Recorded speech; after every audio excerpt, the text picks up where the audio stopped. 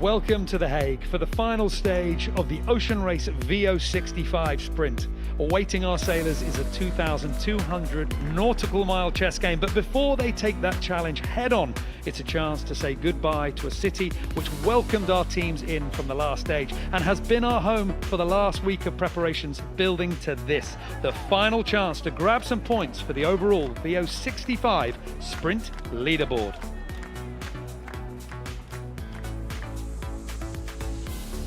All week we've been enjoying incredible sunshine which has baked our sailors ashore, but the respite has been the cooler winds coming from the north, and today they are there again. Perfect conditions for us to start our final stage. Joining me in the commentary box is two-time ocean racer D. Kafari. D, 2,200 miles of coastal racing starting today. It's a big challenge. Big challenge ahead, but it actually starts with that pre-start section right off the beach of The Hague, where we're going to see a lot of sail changes in action, tired crews before they even set off. Well, before we get to the start, let's take a look at the scores for the VO65 sprint. And Wind Whisper Racing Team are looking strong at the top, 3 points ahead of Team Yayo, with Austrian Ocean Racing powered by Team Genova in third. But it's possible that the Polish team could be pulled off the top spot, and this final stage will be having a very strong effect on the scores. Well, let's take a look at the runners and riders and the sailors taking on this final stage. Wind Whisper Racing Team will be skippled by Daryl Wislang for this final stage, stepping into the role with plenty of pressure to keep this team on the top of the scores. The core of Team Yayo is made up of 5 Dutch under-30 sailors, including skipper Jelmer van Beek, 28 years of age, and he'll be looking for the chance to start strong out of his home city today. Austrian Ocean Racing, powered by Team Genova, are currently third overall, 6 points behind the leaders, making overall victory very unlikely, but second place could be theirs, so we'll have to see if skipper Jerwin Jansen can grab a stage win and climb even higher up the rankings. Viva Mexico is led by Mexican yachtsman Eric Brockman, proudly showing his skills while skippering the first Mexican entry in the race since Mexico won the first edition back in 1973. This stage will be their last chance to show their skills offshore and go out with a bang. Danish flag Meerpuri Trifork Racing Team. They are skippered by renowned ocean racer Roberto Bermuda de Castro with a strong crew to back him up. There are plenty of Olympians on board as well as offshore expertise, so expect good things from this team. Well, as our teams were getting ready to take on this race, we caught up with the skippers and the sailors on the dock to hear their thoughts ahead of this crucial final stage. Eric Brockman from Viva Mexico, do you have your spinnaker ready? It's more than ready, it's there. So we're excited. Of course, yesterday was a bit hard without it, but I mean, the important leg is today, the important day is today and the next 12 days, so we'll make sure we give everything in these 2 weeks and finish on a high note. You're in third place, that's a lot of threes. Are you going to hold on to that third place? Yes, and actually we want more. Yeah, so you're going to fight for that second place? Yes, of course. You know, it's Genoa, it's homecoming for the boat, it's homecoming for the Italians, so we're going to do everything we can to have a good result. I think we have a nice second place at the moment. We're also looking up, but for sure we also keep the Austrians in mind. We'll see what it is, but I think first of all we need to make sure we get a nice way to Genova, and there we will see how it ends up.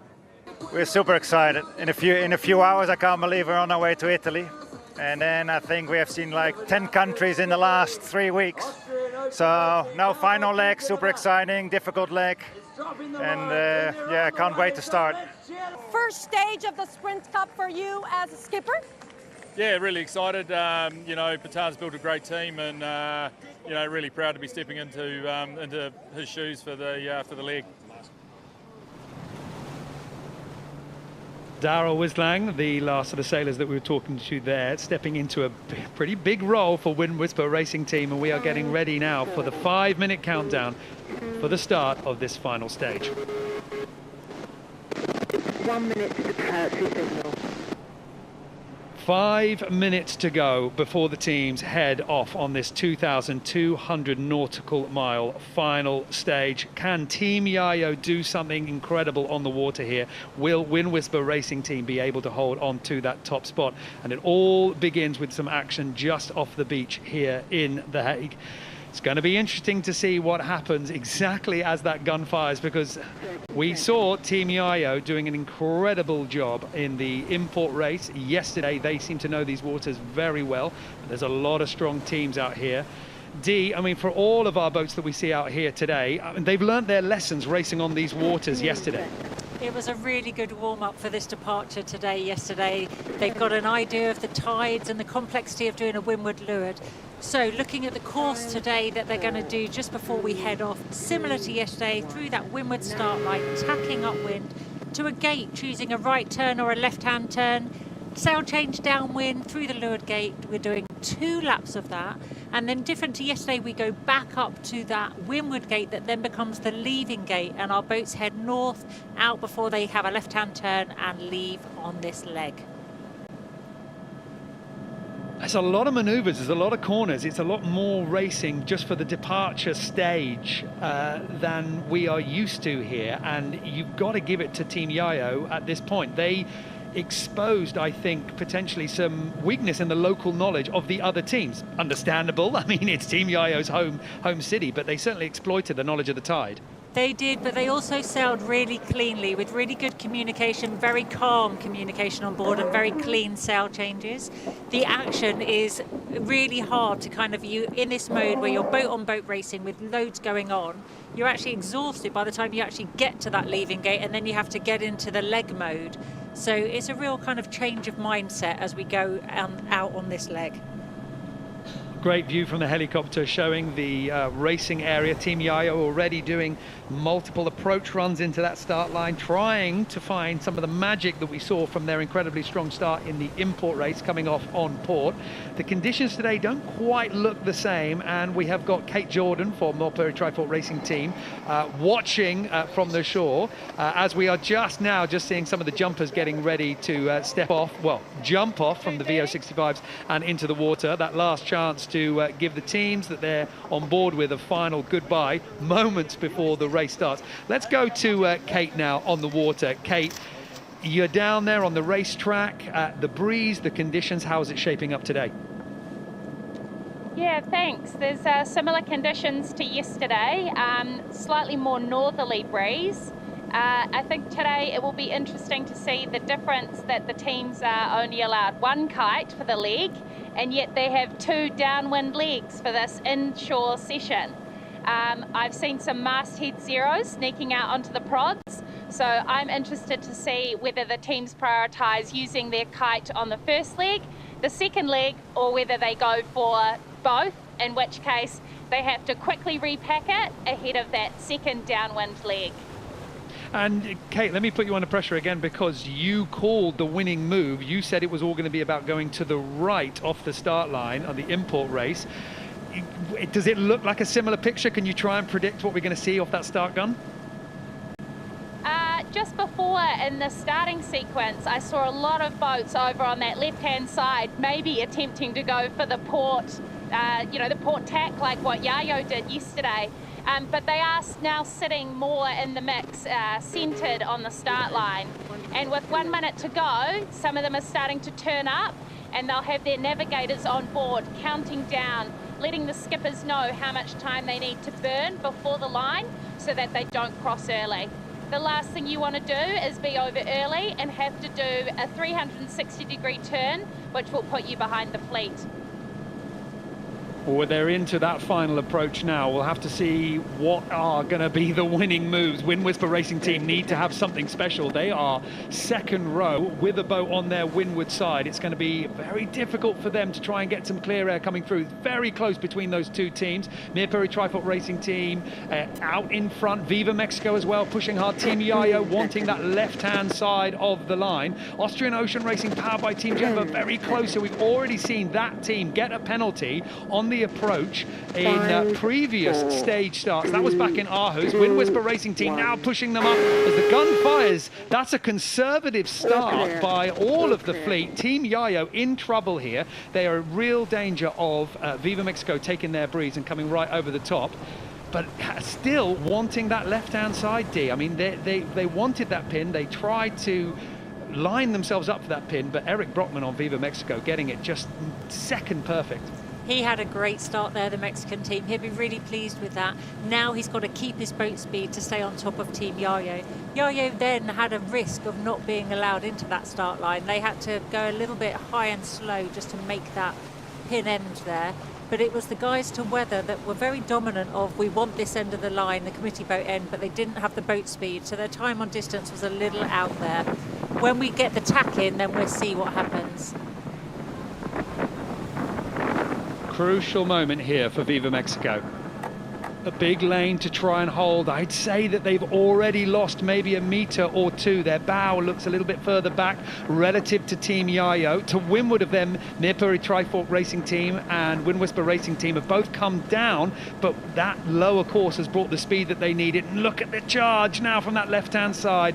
Team Yayo starting to get the bad air flowing from their sails up and over the rig of Viva Mexico. That is going to slow Eric Brockman down, but they can't tack out of there, D. No, everyone is blocked by Team Wind Whisper, and nobody can tack across onto starboard until they choose to go. Or they're going to have to do a massive duck, which is going to cost them greatly. Now, the Austrian team went early. Clearly, they were in bad air. They couldn't stay there, so they've gone out. So they're committed now out to the right-hand side of the course. But Team Wind Whisper seem to be holding everyone here locked in. And they're very happy to do it as well. This is going to be really nice here for Wind Whisper Racing Team. They started at the other end of the line. Team Yayo need to get boat lengths and boat lengths in their pocket before they're going to be able to tack and clear. And I bet you anything, the tactician on board this boat will be gesticulating, waving, shouting at the other boats, come on, let's go. Because on the other side of the course, Austrian Ocean Racing is sailing off to that right-hand side. Well, we've got a third eye here in the commentary box. We've got Sarah Hastreiter from Team Wholesome PRB and also doing the ocean race on the VO65s back with Team SEA, with Dee Kafari as well, 2014-15. And, you know, Sarah, we've seen now reshuffling of the pack here and our first boats needing to tack out, potentially a little bit of space opening up.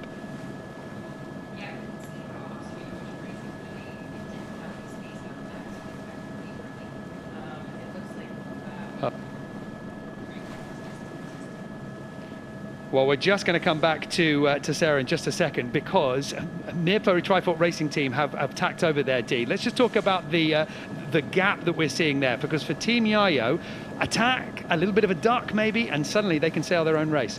Yeah, it was interesting there. Mirpuri Trifork Racing kind of got spat out the back of that group. So then they were clear to tack, and now they're in fresh air. As soon as you get clean breeze, you can start accelerating. So they will be really pleased they've got released from that locked block. But we've still got this conflict. If Yayo go now, they're not going to clear Wind Whisper, so they will need to duck behind them.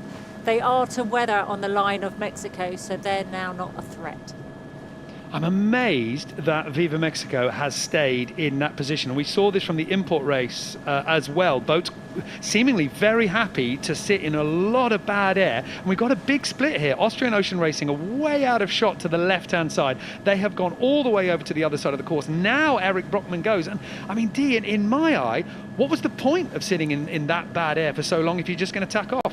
No idea what he was thinking there. I disagree with that completely, just because with the boats all being identical, it's so important to get clean air, and you just risk losing boat speed all the time the longer you sit there.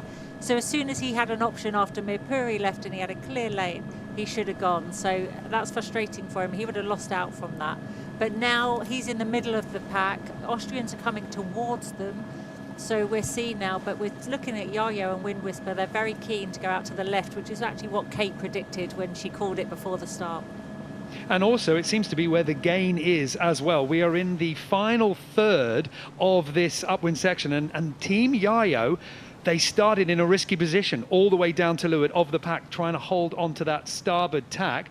Austrian Ocean Racing, powered by Team Genova, the first boat to go over to the right-hand side, but the advantage is with the home team. Team Yayo have those meters in their pocket that they needed.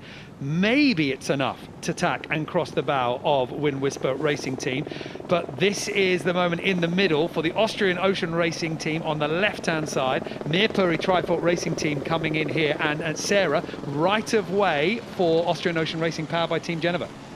Yeah, I don't know. It looks like Mirpuri is going to have plenty of room to cross in front of them right now. Big split in the fleet here. Everyone's trying to find their own space, their own wind, and it seems to be paying off. I mean, paying off, but I keep going back to Viva Mexico holding onto that left-hand side, and I was very quick to question their tactics, but they look like they have survived better than the Austrian Ocean Racing, powered by Team Genova, that had clear air all the way over on the other side of the course. Yeah, but as Kate said earlier, that left-hand side is favored, so the Austrian side will be coming over. It looks like they will still be passing Mexico behind, though. Well, Dee, now we've had that tack on the left-hand side, and Team Yayo a little bit slow to get that head sail in. Yeah, that tack has cost them. They tacked simultaneously. It was synchronised dancing, Wind Whisper and Yayo going across there. But Wind Whisper had a much cleaner tack, accelerated out from it. Yayo really struggled with that tack. I don't know if there was an issue or whether it was just slow with the grind. But they've lost a few metres there. Any gain that they had, they've lost it. And that shot doesn't quite portray just how much the gain is for Wind Whisper Racing Team, because they have closed up. That gauge has closed right up, and now the Polish boat slightly bow forward, are really squeezing Team Yayo to try and hold a very high and very slow lane. You can see the boat also they're having to do it. Jelmer van Beek, the skipper of Team Yayo, needing to go up and try and find some clear air. Everybody to windward, all the way up there, because this is the crucial moment. We are now coming up to the windward gate at the top of the course, and Team Yayo are the windward boat. Coming into this mark here, they will be able to ask for room, but all that time they are relying on Wind Whisper Racing Team giving them barely enough space to try and maneuver around this mark. It's not just attack, it's going to be attack, a barrel and a big turn. Wind Whisper Racing Team now going for an aggressive luff. This is them trying to shake off Team Yayo before they get into the final protective ring of this mark. Wind Whisper Racing Team being aggressive just outside the mark zone. It's not enough to break that overlap, so Team Yayo with the right of way coming in. As the camera pans around, you can see it's still these two boats fighting out for the lead. That left hand side of the racetrack being where the winners are coming in here. Team Yayo now going for the tack. Wind Whisper Racing Team happy to split. They're sailing off to the other side, and Team Yayo going with them now. The bow staying high. Jelmer van Beek is obviously looking for the bear away, and on the inside of the Polish boat. This is match racing at its finest here. Wind Whisper Racing Team now goes for the bear away. Team Yayo will bear away in second place, but looking to get on the inside of this next downwind section, as our three other VO65s are coming round right behind this battle for first place. Really close, and it was really good handling, staying really calm there by Daryl Wislang, just pushing that. They both wanted that right hand gate. But interesting, now we've got two different sails set up. So Wind Whisper's got their code 0 in the air, so they're going to deploy that, and Yayo's gone for their spinnaker. So they'll be sailing slightly different modes now on this downwind leg. This is going to be crucial here. Sarah, the positioning for Team Yayo, they wanted to get on the inside. Now we see Wind Whisper Racing Team jibing. They don't want a boat in there. Yeah, and it'll be interesting to see the difference between the masthead 0 and the kite here in terms of speed, but it's also just makes it a bit trickier on the race course in terms of putting things up, getting it deployed, and jibing with these boats. We'll see if it's better from Mexico, who took that left-hand turn. The other guys seem to just want to combat each other. It's amazing when you think about 2,200 miles to go, but right now it's all about a boat length. I don't want to give it up, you want to take it, but it's not going to be easy. Masthead code 0 on Wind Whisper Racing Team, and we heard before from Kate about this issue with kites. You've got to use them, you've got to pack them, you've got to use them again, you've got to go through that process 3 times. Viva Mexico here also with the masthead code 0, but D very slow to get it fully out. Really slow to deploy, and what you can see there is the bowman's actually manhandling that sheet round the front of the fell. So he's obviously set the sheets up, and they've done that thing that we questioned yesterday where they went for the outside jibe. on a code 0, which we all were raising our eyebrows at, but we're seeing them setting up for that again today, which made their deploy super slow. So maybe we should send a memo to them not to do that again. Well, maybe they'll get that distance back in the jibe. We'll have to wait and see. For the moment, for the opening stages of this final third stage of the Ocean Race VO65 sprint, it's all about Team Yayo, the home team.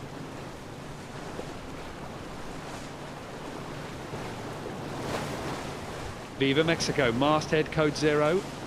Behind them in the background of the shot, Wind Whisper Racing Team also with the masthead code 0, and so far those two teams heading back out to sea on the open sea side of the course. The ones heading into the beach leading by Team Yayo with that Spinnaker. It was this side here, it was this side, Sarah, that seemed to produce the leaders. So Team Yayo is now going back into the beach. That was certainly not the favoured side upwind, so potentially what's making the difference here is current, not breeze. Yeah, we all knew the current was going to be a factor here today. We have up to 1 knot, 0.8 to 1 knot building throughout the day. So this is something that everyone should be considering, and you know, I'm sure they planned for that beforehand as well. Well, we get a chance to have a look at the difference in the speeds. At the moment, the distance, the advantage gain is Wind Whisper Racing Team, 56 meters at the moment. And I mean, I would say, Dee, there is a little bit more speed on those boats closer to the shore. That speed is being measured over the ground, so potentially a tidal difference. Yeah, and if that is, then Yayo's made a great call there. Also, what's interesting with their Spinnaker, they'll be sailing a much deeper mode, a more VMG mode with the bigger sail area. So it'd be really interesting now if they can make that gain down towards that gate much better than Wind Whisper, who's going to sail high just to keep the boat speed with the code 0.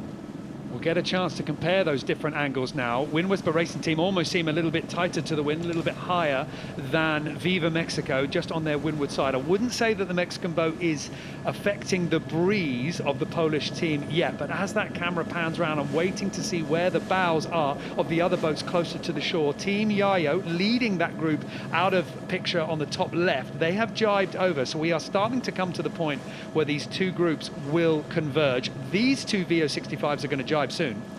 Yeah, and also out on the same side as Yayo, on that inshore side, also with a Spinnaker, is the Austrian team, who have also made gains on that windward side with the code 0.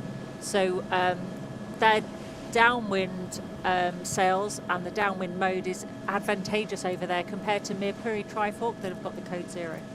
I'm really enjoying, Sarah, I'm really enjoying this a battle of wits, this game of, is it better to use the Spinnaker now, is it better to use the Spinnaker later, and this will have all been planned out, all the possible pros and cons discussed before the race. Yeah, and that's the thing, is once you commit to something on these boats in this starting sequence, that's what you have the rest of the time. So these guys, you put the masthead 0 up, you do not have time to peel. So they are stuck with their decision right now. They do have an option maybe on the next downwind leg to swap over, but again, there's a lot of new people on these boats, so they're going to need a lot of preparation if they're going to be peeling.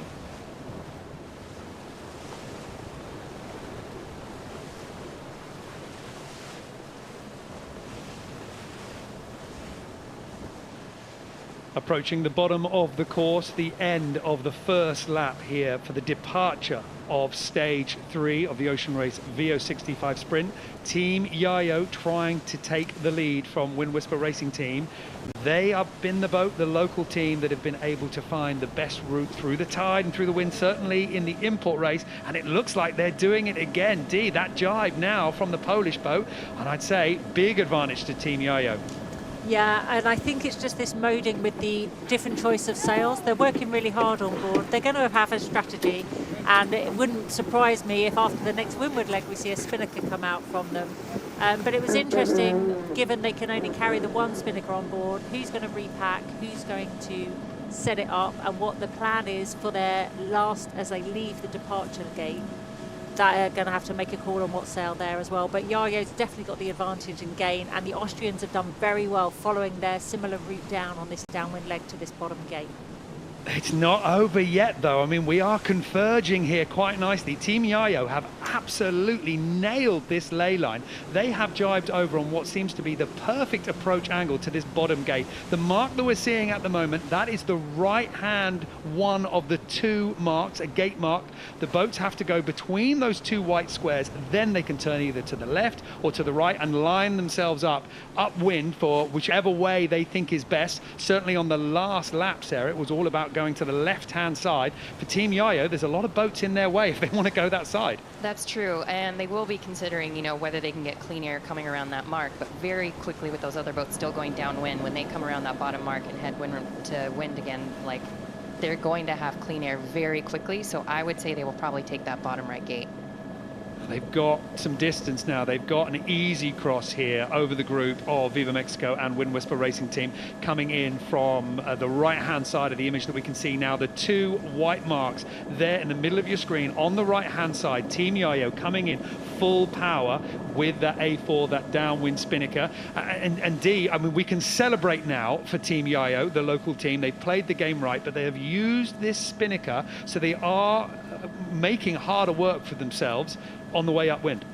Yeah, but you'll probably find they've already assigned the job to somebody to repack, run the tapes, repack it. We'll probably see a monk oil pack, so it's going to just be put in without being zipped up. Just run the tapes to make sure that it's not twisted. So the hoist will be very different timings at the top gate next time. But they've gone for it nice and early, a good clean drop so that everything's clear and they can then get the sails in and focus on the upwind. So they may have gone early, but I think that was the right call to do to make sure this rounding is as clean as possible. We've seen some incredible courage from this boat in terms of their starting style, their confidence with their own tactics. And Sarah, it's not always easy, is it, when you're racing against you know, a field like we see over all of our VO65s with previous ocean race winners, Olympic champions, to be confident enough in your own skill to go, no, we're going to do things our way and we think we're right. That's exactly right. And everyone makes a plan beforehand. They know when they're going to do maneuvers, how, if they're going to drop early, and there's always pressure from the boats around them, but it is about sticking to the plan that you have made before. It's all going to be about this right-hand turn at the bottom of the two white marks. Wind Whisper Racing Team with a slightly ugly furl on that masthead code 0, but it is away, certainly for now. Right behind them, Austrian Ocean Racing, powered by Team Genova. They're dropping their spinnaker right on the stern of the Polish boat. The red hull is close to that white mark, and we might see a little bit of a gap opening up here if Gerwin Jansen can turn the bow and have the courage to go in there. But it looks like Daryl Wislang on Wind Whisper Racing Team has managed to shut the door. So second place here for Wind Whisper Racing Team at the end of the first lap as they start making their way upwind. But they are getting a familiar sight. I mean, D, in the import race, this was pretty much the view for Wind Whisper Racing Team. Team Yayo several boat lengths ahead. That's right, but they won't be disappointed. I mean, at the end of the day, second place is great, but this is not to forget that this isn't a race in itself. This is the start to the leg, which is a lot of miles, a lot of transitions that lie ahead. So just to be in the pack will be enough for them. Nobody just wants to get left behind, that's the thing. And here we've got quite a really nice clean mark rounding from Viva Mexico from on board. You can see how close they passed that bottom gate there. And they again now are sat in rubbish air from the boats ahead, so let's see how quickly they tack out of the way. Well, we've had our first boat tacking off. That's Wind Whisper Racing Team. Viva Mexico right now has started to lower that masthead code 0. Nipper, a Trifoot Racing Team, I wasn't expecting to see this boat after only one lap quite so far back. I mean, Sarah, there is a lot of miles to go, but it does kind of affect you a little bit psychologically as a team to be thinking, oh, well, we've got a little bit more distance to make up already. It does, and as much as this is, you know, like Dee said, a start to a much longer leg, getting out of the starting sequence in the back is never a good feeling, and it doesn't start out the next, you know, 2,200 miles with the best mental aspect. It's a clean drop, at least. They've gone early on that masthead code 0. Unlike what we saw on Viva Mexico, it's much easier to get this sail down while you're still off the breeze. So they are ready to turn and power this boat upwind. They've got a little bit of distance to go because Team Yayo in the lead as this boat rounds the bottom gate. Team Yayo pretty much halfway up the track already. The majority of the racing opening up this second lap has all been about the left-hand side, but Wind Whisper Racing Team and Viva Mexico have now tacked over to sail back to the middle. But there's one more boat that we still need to pan to, and it's 300 meters. Wow, they would really like that, wouldn't they? 300 meters in the lead. Team Yayo. You know, D, it wasn't quite the number that I slipped up and I said there, but 300 meters after one lap is still very impressive. Very impressive. In relative terms, it probably feels like 300 miles, but they would love that at the end because they're going to need all the miles and space they can get to get that advantage in this tricky leg that lies ahead. But again, it's what we saw from them yesterday in the import race. Really calm, clear communication, really good teamwork, and they're sailing a very clean race. They've been very clear in what they wanted to execute, of what side of the course they wanted to be. They were under pressure at that top mark gate rounding, but they handled it really well and were confident in their decision with the spinnaker to go downwind. So they should be buoyed by that and take that. We can see Wind Whisper in the background, and they're not going to give up easily, that's for sure. They're going to put them under pressure again if they can. If anything, at the moment, I would say there is a small advantage coming again to Team Yayo. Their track, their course just looks a little bit tighter to the wind, and their speed doesn't seem to be suffering. It could be a little bit of tide. It could be a lift, Sarah, but I think it's there. Yeah, and I think we'll see between Yayo and Wind Whisper, they're just going to be playing with each other up there in the front. And you know, Mexico, I think, probably should have tacked a bit earlier. I agree with what Dee said. I would have come around that same mark, but just tacked out of there for that clean air. You can see it is an advantage now that they did end up tacking, but I definitely would have done that a bit sooner. Wind Whisper Racing Team tacking over, coming back in from that right-hand side. Team Yayo with the easy cross. The battle for second place is not going to involve the local boat Team Yayo here at all. It's going to be between Wind Whisper Racing Team and Austrian Ocean Racing, powered by Team Genova. Kate Jordan is on the water for us. Kate, a rather action-packed first lap, and it was certainly pretty close, but interesting those decisions that we see with the sail choices downwind. Yeah, absolutely. It was exciting to see different sail combinations and then whether people took the inshore or the outshore side of the course. As you can see, the kite on the inside really paid off for Yayo. I'm alongside them at the moment and I'm waiting to see if there's going to be a kite to come up on deck. I can also see their masthead zero furler out on the prod. So it'll be interesting to see what these guys choose to go for on that second downwind leg. Oh, that's why we have somebody out there following the boats and keeping a very close eye on what's going on. And in fact, actually, as Kate just signs off there, she's moving now towards the next mark, but you can see that masthead code 0 start coming up on Team Yayo. So potentially, Sarah, you know, the spinnaker's done the job. Now it's a case of let's not put it up again, let's keep it. We can use our masthead code 0. Yeah, that is the simpler option, but I still wouldn't be surprised if on Wind Whisper Racing they went for that kite. They've got a really good bowman on there. Robbie Kane from the U.S. is a really, really experienced bow person sailing on big boats all around the world. So I wouldn't be surprised if they pulled out the big guns. Interesting that they again show that confidence in knowing when to be aggressive, when to be a little bit defensive, when to say, well, we don't need to play all of our ace cards here. We can pack that spinnaker better because we know that the next hoist, of course, we are coming up towards the top of the course, the gate mark coming into view.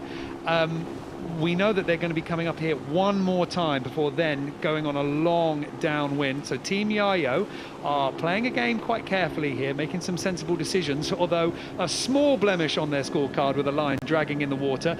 But the windward gate now coming into view, that is the right-hand side of the two gates. They're lined up nicely to go around that and then sail downwind after a left-hand turn. It will be the other side. If they do round this mark, it will be going downwind the other way from the last lap.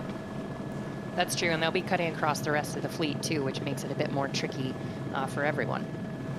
Well, the boats behind have a little bit of space before Team Yayo needs to pick their way through.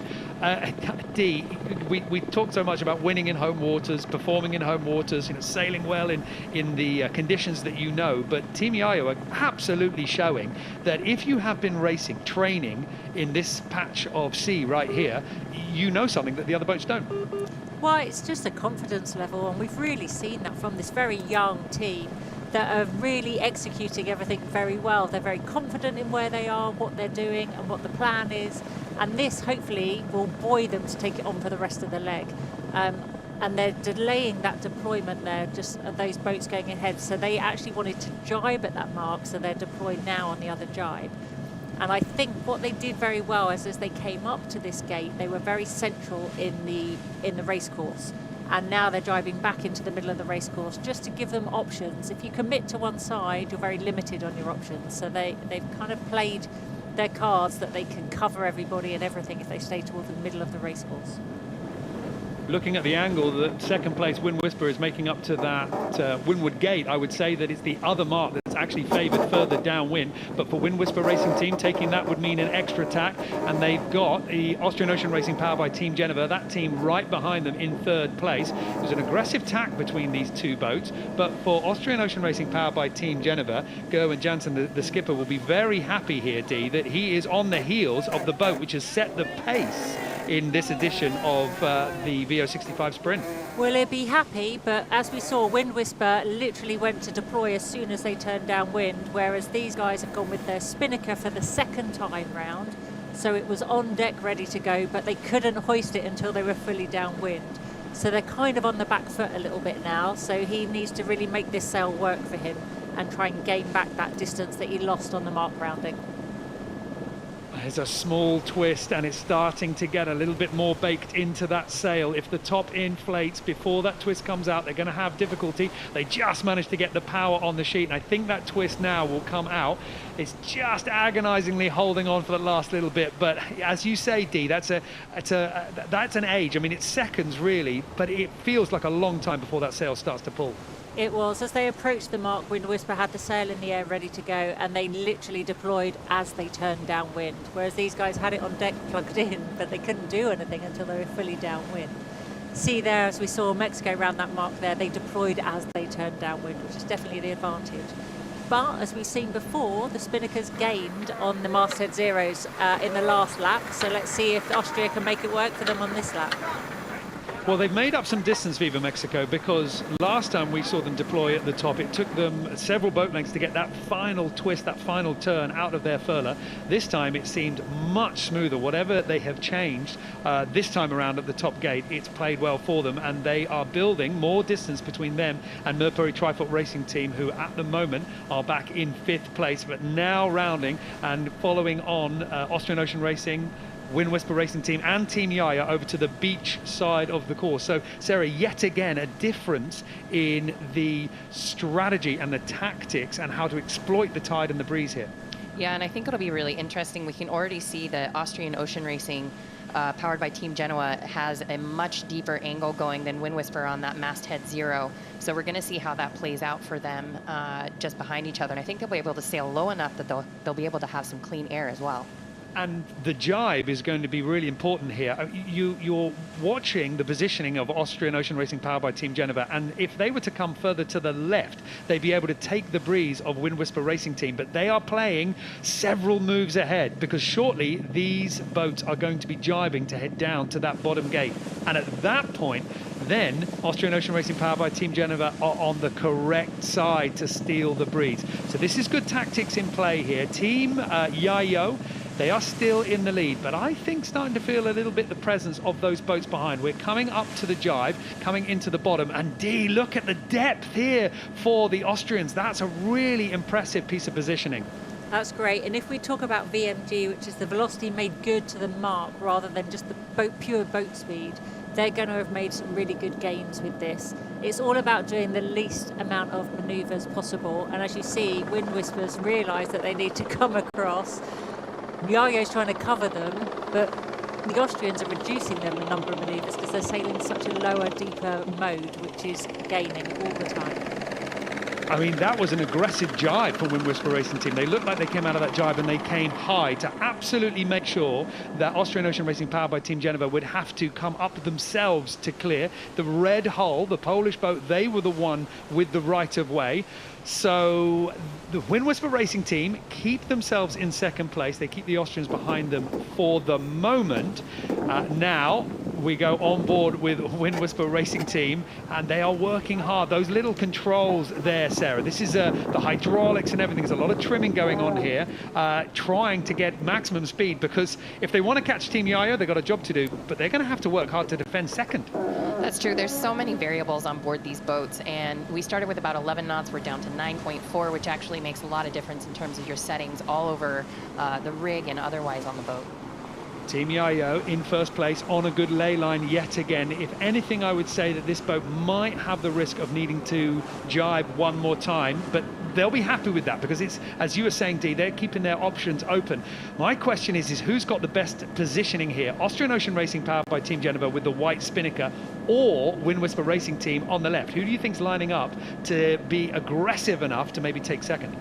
Well, I think the Austrians are doing a great job. They've just got the edge on the boat speed against Wind Whisper. So if they can close that gap and get level, they then become an obstacle for Wind Whisper to control when they, and if they can jibe. So these guys just need to keep trimming and pushing really hard.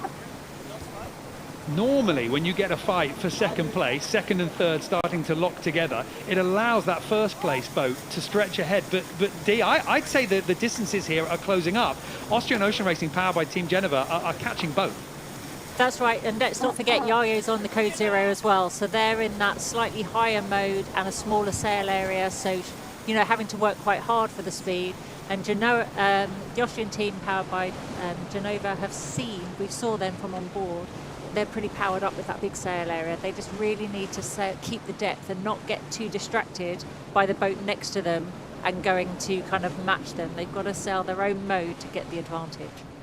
Right, Sarah, you were saying that the breeze was coming a little bit lighter, and if it is lighter, Austrian Ocean Racing powered by Team Genova, I mean, ignoring all the demands to repack the kite and everything else, but that's the sail that you want if the breeze does sort of fade away. That is the sail that you want, but now that they're all looking at the mark, they have to think about their maneuverability once they get down there. So these guys with the masthead zeros, it's much easier to just furl. And even with 9.4, Dee will remember the crossovers better than me, but upwind, you could start that turn before you're doing the furl on that, whereas the kite has to come down before you can go upwind.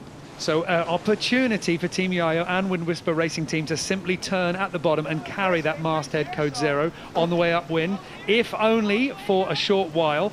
The breeze just starting to turn a little bit here, and I think it's played into the favour of Wind Whisper Racing Team. They are starting to make some good progress down towards the left-hand side of these two white marks, the bottom cake. Team Yayo going across the bows of the Polish boat. They want to close off any opportunity of Wind Whisper Racing Team making that right-hand turn.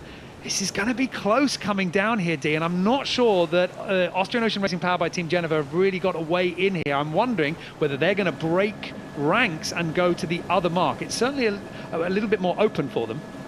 It will be, and it will be an easier drop for them with the kite. If they can drop that kite and jibe out onto their J1, it will be an easier manoeuvre without the disruption and the distraction of the other boats.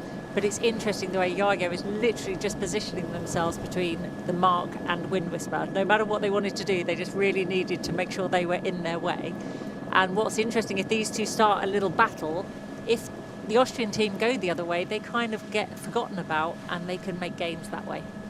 The impressive lead that we saw for Team Yayo in the opening stages of this lap have pretty much evaporated. Now Team Yayo are about to round the bottom, but it's still not 100% sure as to which mark they're going to go for. I believe it's going to be a right-hand turn. They're certainly closer to that mark, and they have started now to furl up their masthead Code Zero. Behind them, Wind Whisper Racing Team hoisting the J1. They are getting ready to make their upwind move.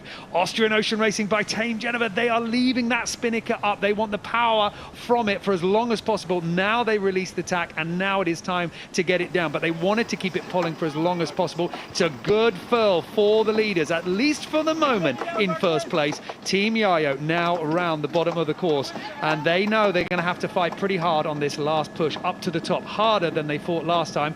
And Wind Whisper Racing Team here, Sarah, now they are splitting off, so a little bit of a headache for the tacticians on Team Yayo. Yeah, you can see they split off, but they also waited much longer to furl. So Yayo is being conservative, trying to do all the right things. Wind Whisper Racing is trying to find out where they can find those small advantages. Two things: leaving that masthead zero fully deployed for longer and picking the other gate.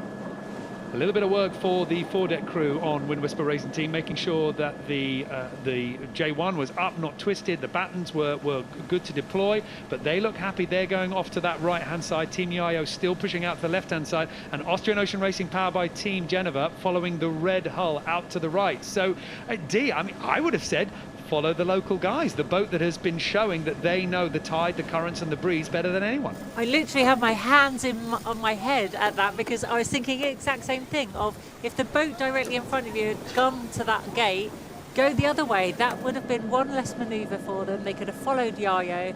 They were all ready to trim on. I mean, Wind Whisper's mark rounding was not the best. They didn't have halyard tension on. They had a batten caught. They were having to work really hard to round that. But equally now we've got this battle for 4th and 5th coming in here, with Mirpuri Trifork Racing dropping their kite and Viva Mexico hoisting their J1 and furling the Code Zero, coming into the gate together. The pace is actually with Team Mexico here. Yeah, I mean, Viva Mexico have lost a position. This is Mirpuri Trifork Racing Team trying to steal fourth place. We're going to be able to see now the advantage of not using the spinnaker, because the maneuverable options are with Viva Mexico. You could see there as they were hoisting one sail, furling the other, the helm, the skipper can just simply jibe the boat around, put that pressure on Mirpuri Trifork Racing Team. And now Viva Mexico could easily decide to go to the other mark, but they can force Mirpuri Trifork Racing Team to make that right-hand turn. I think that's exactly what's happened here, D. Viva Mexico and Mirpuri Trifork Racing Team are going to be rounding simultaneously. So it's a gain for Mirpuri Trifork Racing Team, but Viva Mexico did put them under pressure at the bottom. Yeah, and they've got a much cleaner mark rounding there with that jibe. It's quite wide compared to the rounding for Mirpuri Trifork Racing, but they're both on the upwind literally together now. So now we've got this direct comparison of whether the right or the left pays. Those boats that have gone to the left, namely the leader, Team Yayo, have not stayed hard left here. They have tacked over. Team Yayo still in the lead, about a third of the way up this final upwind leg before we get to that top gate, and then we're going to be seeing our boats depart for the rest of the journey. And it's a hell of a journey, 2,200 nautical miles all the way to the grand finale in Genova. But they are covering here, Sarah, and this I am not surprised. Whether they think the left or the right pays, they have got an advantage and they want to keep it. Yeah, of course. I mean, Wind Whisper is on the hunt for Yayo right now. They just seem to be preoccupied with hunting them down. They tried that clear air. I think Yayo still has it, though, in terms of, you know, they're closer to the mark. I think Wind Whisper is going to end up having to go behind them. Austrian Ocean Racing, really, though, they've kind of pulled back in terms of, they started at the back of the fleet and they've made it up to here. They made a great call being on that kite that last leg. Just some activity on the stern of Team Yayo. Just looking over, and I wondered for a moment whether they thought that they had something wrapped around either their windward or leeward rudder, but they seem happy at the moment and calm too. Kate, you're on the water. I'm not sure which boat you are next to at the moment, but for Team Yayo, the local team, this is leaving your home waters in style. Yeah, absolutely. We are alongside Team Yayo and they're looking pretty relaxed. I think all the boats in the next couple of minutes will start to change their frame of mind from the intensity of this inshore windward leeward course and start to think about what they're going to do after that next top mark. I believe they've got a TSS, which is an exclusion zone that they have to avoid on the course after they leave this inshore portion. So they'll be starting to look at their next steps in the bigger picture of this offshore leg. Well, Team Yayo have now tacked, trying to hold first place with Wind Whisper Racing Team out of shot to the right-hand side. Austrian Ocean Racing, that's the boat on their stern. D, by my eye, I think all of these boats are maybe just underneath the ley line for this top gate. Certainly Wind Whisper Racing Team have left themselves with another tack to do. That's not necessarily a bad move, is it? Because they'll be able to use any shifts that are left out there. That's right. You don't want to commit too early, and they've Yayo especially have done a really good job of staying in the middle of the racetrack, which gives you the options. It gives you the tack, it gives you the choice. Whereas if you commit to one side, you're really limited, and if the wind does shift, you're losing out. What's really surprising me is Yayo opting to leave their code 0 up in the air. They've taken the tension off it so that the J1 has the tension for the best boat trim, but they didn't drop it. So at this top leaving mark, they've got to head out towards the north before they can go around this TSS. And I'm wondering if they're going to deploy straight onto their code 0, whereas the others have all dropped their code 0, so they will then need to hoist if they're going to change sails. There is something magical here about the tactical calls of Team Yayo. I cannot work it out. I cannot work out whether it is pure luck, but there I am saying that I think that Team Yayo are a little bit under the ley line, and then the shift comes in, and we are now seeing these boats pulled up and laying, and Team Yayo getting themselves ready for this bear away. I mean, was that just good fortune? Local knowledge. Good fortune, but they've also just been doing this consistently for the past 2 days. So there is local knowledge, but they just tactically been playing this really, really well. They've had really clean maneuvers, and that really can't be discounted on these Volvo 65s. And being ready for the next thing, if they are about to crack off with this light breeze, it's fine that they have the masthead 0 up. Interesting that we've got the top 3 boats in the overall scoreboard of the VO65 sprint now as the top 3 coming around, albeit in a slightly different order. Team Yayo is first here. They are second on the overall scoreboard. They can still take the first spot, but they need to finish very strong with Wind Whisper Racing Team much further down the rankings. There's the double tack now for Daryl Wislang on the helm of Wind Whisper Racing Team, and they are sitting on the breeze of Austrian Ocean Racing powered by Team Genova. If the breeze does shift back, look at Team Yayo here, the white mark coming into view. I think they are going to lay that, but it does look a little bit tight to the breeze, and if the wind does shift back a little bit more to the left, the other boats behind are going to have a hard time to lay. Jordan the bow on Team Yayo, working pretty hard here, ready for this hoist. And D, this is great for this boat. They did really nicely in the import race. This is, with their spectators and their fans ready to cheer them on, and they have proved that it wasn't anything to do with luck. This is skill. Yeah, they made some really good decisions. They've had really good boat work. They've sailed really clean. And actually a controversial decision to leave that code 0 in the air. You'd think it would have caused them drag on that windward leg. But what it's meant is, they just really went around that mark nice and clean. They could cut it quite fine, as you say, on that ley line. This little shift helped. But while we saw them round that mark and deployed lovely and clean and head off onto this next leg, we were seeing Wind Whisper in the background having to hoist their code 0 back up into the air. Austrian sailing teams coming in literally on their heels with their 0 up in the air as well now, so they're both going to bear away and deploy, and it's a case of follow my leader now. Now it's about the concentration and focus and boat speed. I think there's a lot of tide out there as well, because Wind Whisper Racing Team on that turn seem to be skirting sideways past the mark. They're a long way above that mark for that turnaround now. I know that they've gone a little bit further, and don't let your eyes fool you. The person just falling off the back of Austrian Ocean Racing powered by Team Genova is actually the jumper, just jumping off before this leaving gate. That's the limit. That's how long they can stay on the ride for. But Sarah, a little bit of tide out there. I think that's played into the hands of Austrian Ocean Racing powered by Team Genova. Definitely, and you can see them giving that mark plenty of space as they go around it. Going back to whether or not to keep that masthead 0 up, there's so many things that you have to take into consideration if you drop that in between. So leaving that masthead 0 up, they didn't need to decide what tack they were going in on in order to hoist. They just were ready to go. So they're always making these little gains that you see building bigger space between them and the next boat behind them. Well, behind, Mirpuri Trifoot Racing Team have managed to hold on to 4th place and hold on to it quite nicely. They've got a couple of boat lengths advantage now of Viva Mexico.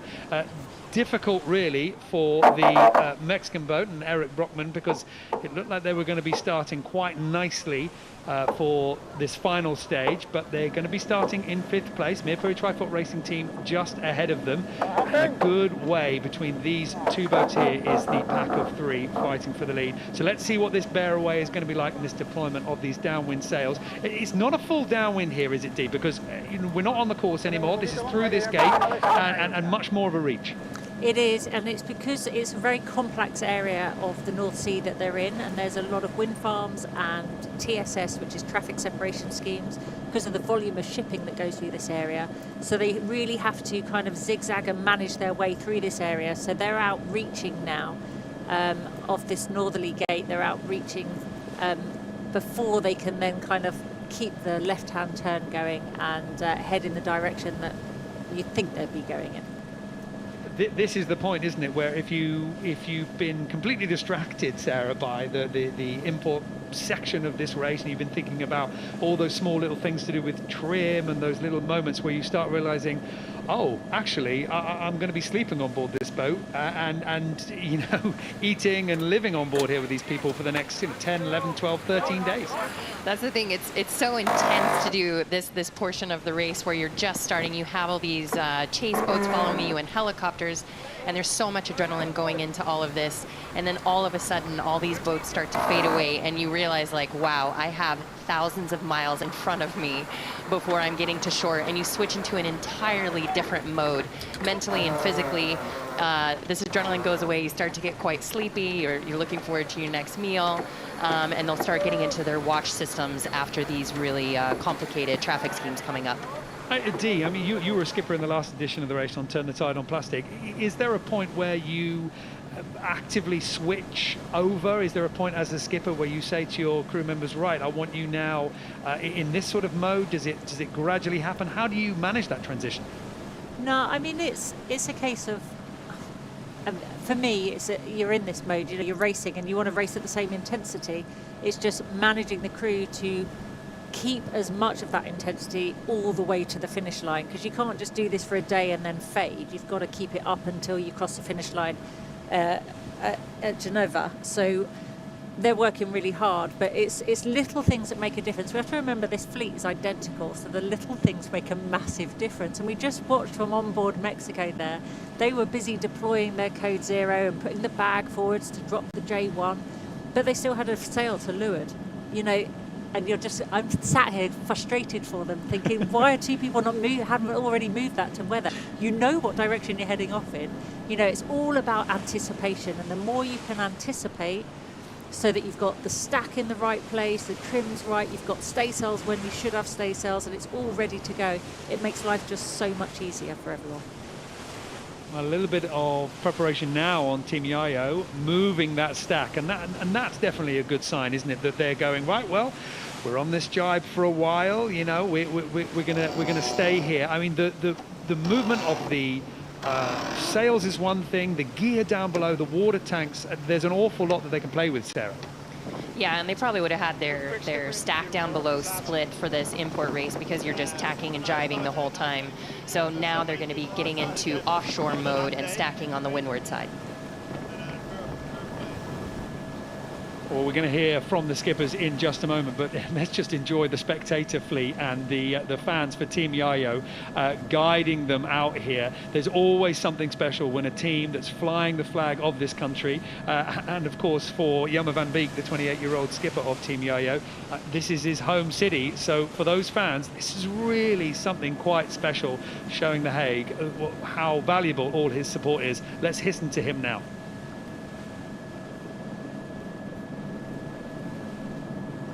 Well, before we get to the sailors, let's have a look at the current standings. Let's get confirmation of where everybody is right now on the racetrack as we begin this 2,200-mile journey. And Team Yayo at that finishing gate with a very strong lead, 385 meters ahead of Wind Whisper Racing Team, the overall race leaders. So right now for Team Yayo, their hopes have been ignited of something pretty incredible.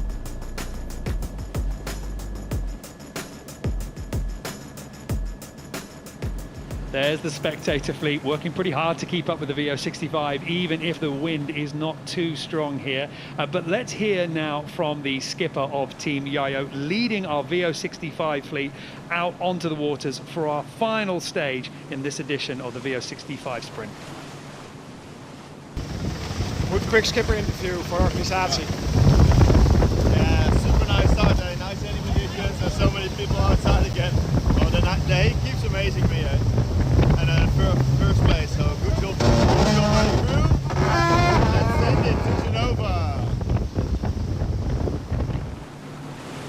What a great way to start a very long race, and I'm sure it's not really going to be staying easy for long. I'm fairly confident that all the other teams are going to find a good opportunity to come back into Team Yayo.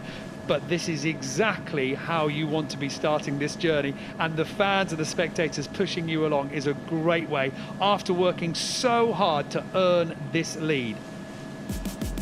And the race started here with a superb start from Viva Mexico coming off the line in the pack. And for Team Yayo, just to Leeuwarden, they had to work incredibly hard to make that lane open up for them, but it did. And Jelmer van Beek managed to find a really good way through the fleet and putting the pressure onto Wind Whisper Racing Team right from the off. At the top of the course for the first time around, pretty much all 5 of our VO65s were jostling into position. And from there, the hoists were absolutely crucial, with lining themselves up for the best of the tide and the best of the breeze, meaning that Team Yayo finished off that first lap in a healthy first place. For the second lap, it was all about the match racing and the positioning once again, with Austrian Ocean Racing powered by Team Genova getting into the mix and that fight for first, second and third. For Team Yayo, they held third, and coming up to the top of the course for the departure gate, they have put on another impressive performance here in their home waters. What a great spectacle for the fans here as they take Team Yayo out from the waters here. My thanks to all the commentators and the team here for bringing us an incredible race so far. 2,200 miles left to go.